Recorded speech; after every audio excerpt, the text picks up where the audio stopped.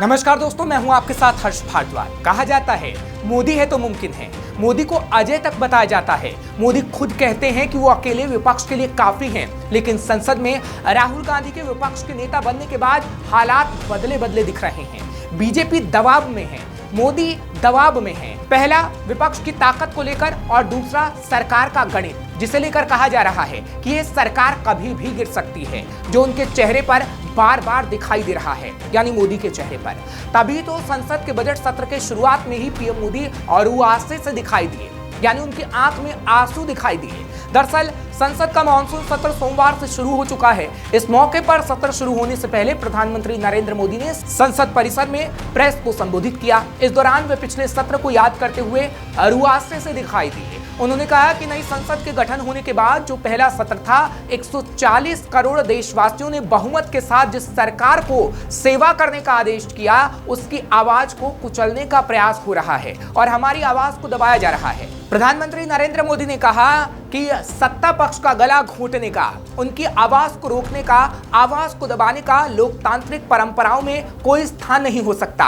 इसका कोई पश्चाताप भी विपक्ष को नहीं है, दिल में दर्द तक नहीं है। देशवासियों ने हमें दल के लिए नहीं, देश के लिए भेजा है। कि पार्लियामेंट के नए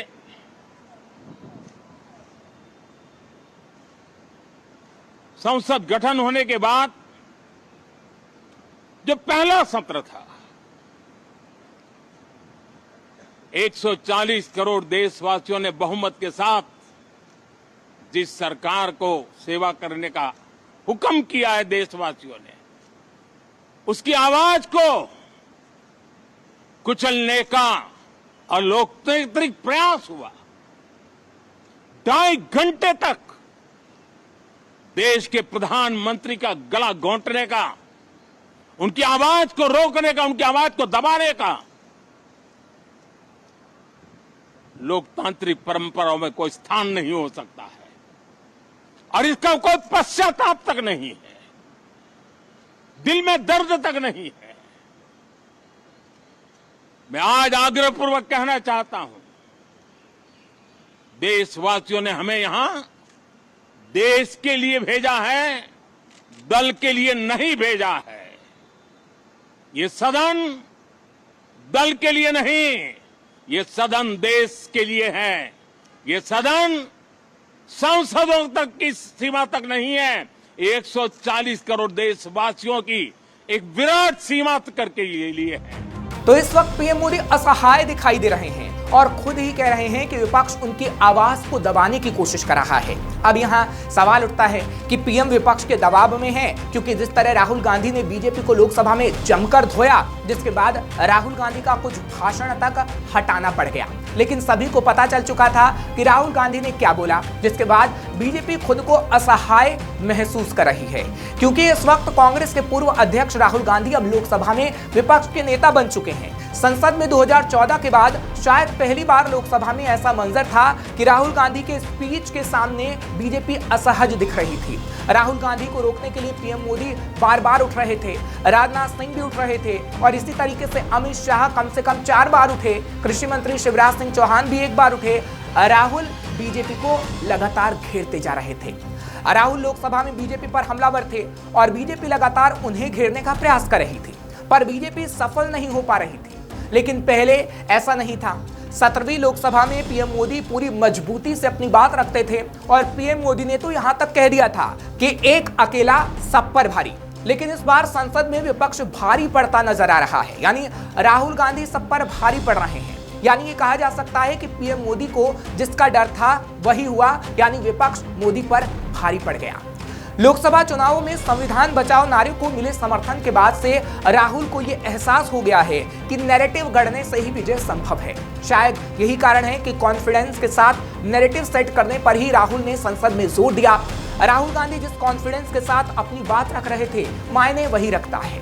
नेता का काम ही होता है कि वो जो बोले जनता उसे सही मान ले। और जब राहुल गांधी बोल रहे थे तो ऐसा ही लग रहा था, जिससे कहीं ना कहीं मोदी को टेंशन हो गई। राहुल गांधी 2004 से सांसद हैं और उन्होंने अपनी एक ऐसी राजनीतिक छवि बनाई है जिससे अब लोग पसंद कर रहे हैं। हालांकि कई साल पहले तक राहुल की छवि डगमग प्रतिबद्धता वाले नेता की थी, लेकिन इन चुनावों में सफलता के बाद राहुल अगर इससे आगे बढ़ते हैं तो न केवल इस छवि को बदल सकेंगे, बल्कि इस सबसे अहम सवाल का जवाब भी उपलब्ध करा पाएंगे कि क्या कांग्रेस फिर से सत्ता में आ सकती है, क्योंकि राहुल अब बीजेपी को असहाय करते हुए नजर आ रहे हैं। लोकसभा चुनाव से पहले तक राहुल को सिर्फ 2.5 बड़ी सफलताएं मिली थी। 2009 के लोकसभा चुनाव में यूपी में 21 सीटें जीतकर उन्होंने अपनी पार्टी में लहर पैदा कर दी थी। उस समय लगभग सारे विजेता उम्मीदवार वो थे जिसका चयन राहुल गांधी ने किया था। उनमें से कई तो यूथ कांग्रेस के थे, जिसकी कमान उस समय राहुल के हाथ में थी। दूसरी सफलता 2018 की सर्दियों में राजस्थान, मध्य प्रदेश और छत्तीसगढ़ के चुनावों में मिली थी, और आधी सफलता 2017 में गुजरात के चुनाव में मिली, जिसमें उन्होंने बीजेपी को कांटे की टक्कर दी थी। विद्रोही युवा जातीय नेताओं के मेल से खड़े किए उस चुनाव अभियान ने बीजेपी को संकट में डाल दिया था। राज्य को अपनी झोली में बनाए रखने के लिए मोदी को भारी चुनाव अभियान तक चलाना पड़ा था। अब जबकि राहुल गांधी प्रधानमंत्री नरेंद्र मोदी के तीसरे कार्यकाल में उन्हें टक्कर दे रहे हैं, तो कई सवाल उठते हैं। पहला सवाल ये कि क्या बीजेपी अब कांग्रेस को गंभीरता से ले रही है, और दूसरा ये कि क्या कांग्रेस में जान फूंकी जा सकती है, क्योंकि राहुल गांधी ने अब कांग्रेस में जान फूंक दी है, जिससे मोदी अब टेंशन में है, जो उनके चेहरे पर बार बार दिखने लगा है। फिलहाल आपको ये खबर कैसी लगी हमें कमेंट सेक्शन में जरूर लिखेगा। तमाम खबरों के लिए आप देखते रहिए श्रेष्ठ भारत।